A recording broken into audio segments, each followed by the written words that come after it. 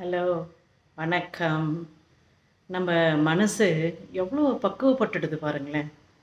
என்னென்னா, நம்ம எங்கேயாவது வெளியே ஒரு டூர் போகலாம், சும்மா ஒரு சின்னதாக ஒரு பிக்னிக் போகிறோம் அப்படின்னு இருக்கும்போது, நம்ம வீட்டில் இருக்க முதியோர்கள், அம்மா அப்பா, தாத்தா பாட்டி, மாமியார் மாமனார், அதுபோல் இருக்கிற கொஞ்சம் பெரியவங்களையும் கூட அழைச்சிட்டு போகிறோம்.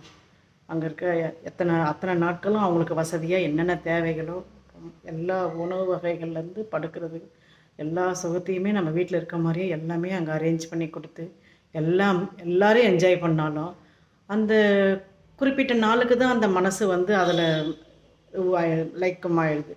என்னென்னா அதுக்கப்புறமா அவங்க பழகிய இடத்துக்கே மனசு வந்துடுது. எப்பம்மா நம்ம வீட்டுக்கு போவோம் அப்படி தான் எங்கள் அப்பா கேட்பார்.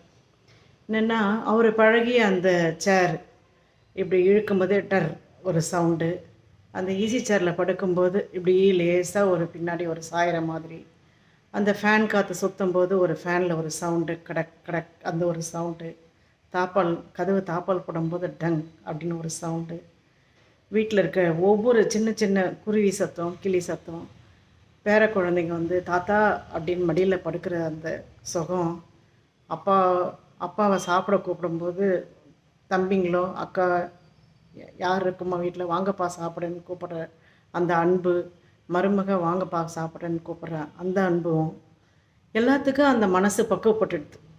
பக்குவப்பட்ட பிறகு ஒரு 2-3 நாளைக்கு தான் வெளியே வந்தால் தாங்கு மனசு மற்ற இதில் போகும்போது. ஆனால் மறுபடியும் அவங்க பழகிய இடத்துக்கு தான் சுற்றி வருது.